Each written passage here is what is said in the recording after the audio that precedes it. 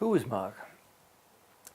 There's an ancient tradition, it might be true, that Mark was Peter's secretary, that he copied down, as Peter was preaching, the way he preached. Not in order, he just wrote the story, and that's why our story has the shape it's got. It's reasonable to suppose that the ministry of Jesus took about 3 years, and there's some evidence for that. But if you just read straight through Mark's Gospel, apart from the 40 days in the desert at the beginning, it could have taken about 10 days to get it all done. So he may have been Peter's secretary. And so if that's the case, which it might be, but though we can't prove it, then we're hearing the gospel the way that Peter preached it. And that might make sense of the slightly negative stuff about Peter running away and denying Jesus and so on, and the fact that he's brought back at the end.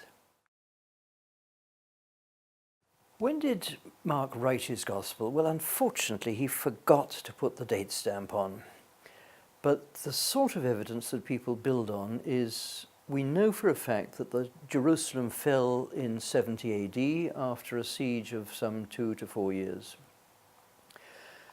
The likelihood is that Mark is writing during that time when the world seemed to be falling apart for both Jews and Christians, because the Jerusalem temple was an extraordinarily important place. So some scholars will say it's just before the fall of the temple, some will say just after the fall of the temple. And how do they decide that? Well, it's the kind of stuff that comes out in the prediction of the temple.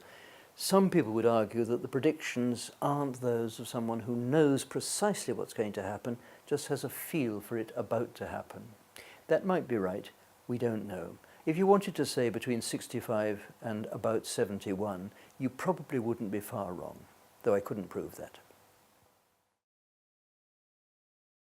Who was Mark writing for?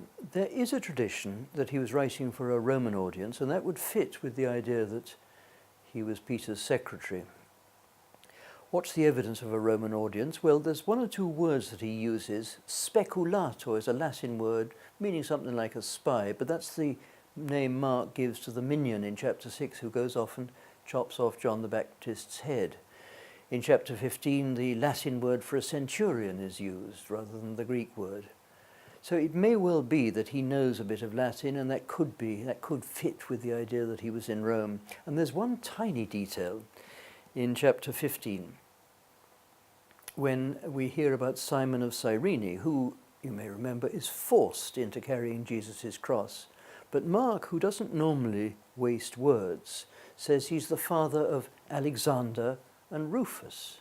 Now that must mean that Alexander and Rufus are known to Mark's church, and that means that something happened to Simon that Friday afternoon. And there is a Rufus mentioned in chapter 16 of the letter to the Romans. Could that be the same one? Well, it might be, but I can't prove it. So that's the kind of argument that people produce for saying he's writing in Rome.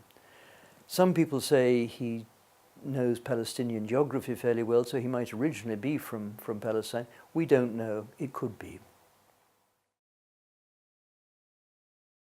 Why did Mark write his gospel?